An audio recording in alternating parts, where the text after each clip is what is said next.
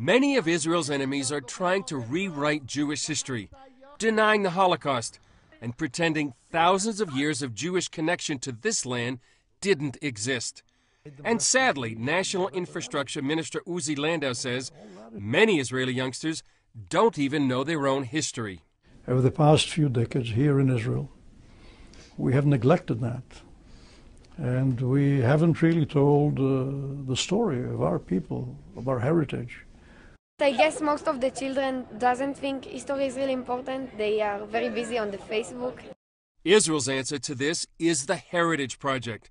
It's designed to build up the country's youth with an understanding of their biblical and national legacy.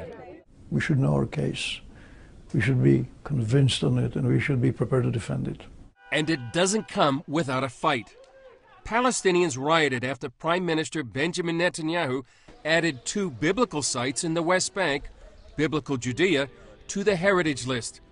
Then the Obama administration sharply criticized the Israelis for claiming the biblical sites as their own.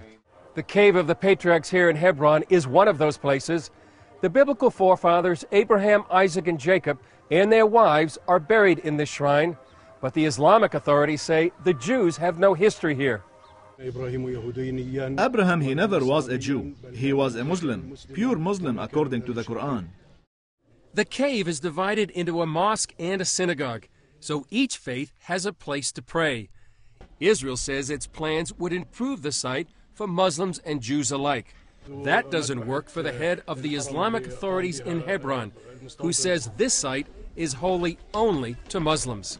It's a pure Muslim holy place, and there is no right for non-Muslims to be here or to pray here. And I am against the presence of the Jews even in the old city. CBN News asked young Israelis about Hebron. I don't really think it's very important right now. No? It's not really history. I don't think about that like this.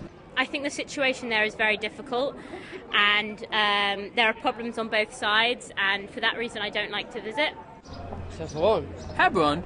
I know it's a city, but I don't know anything about it. It's part of our country. I think that all the people should come there and see the history place. It's very important to us. Even though biblical history shows the Jews were the first to lay claim to the cave, area resident Eliakim Ha'etzni says the place should be open to all. So one should expect that this should be the meeting place of those 3 religions, the place where they embrace. The other location, Rachel's tomb, is located in the West Bank town of Bethlehem. Israeli-Palestinian agreements guarantee freedom of access and worship at both sites. But Palestinian Authority President Mahmoud Abbas said naming the sites as part of Israel's heritage could spark a religious war. Netanyahu spokesman Mark Regev says the Palestinian reaction is not conducive to peace. To deny the importance of these sites to the Jewish people, to Jewish civilization, is to deny my people's history. But LANDAU points out archaeology proves that Jewish roots are more than 2,000 years deeper than Muslim roots. Now, more than $100 million will rehabilitate some 150 biblical and archaeological as well as modern Jewish sites.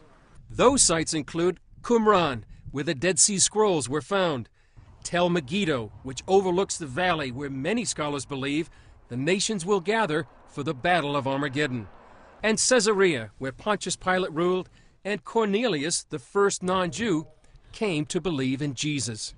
I think it's good for those in the West who have forgotten what their fathers, who knew the Bible, knew, that they should come here and learn the story of the Holy Land.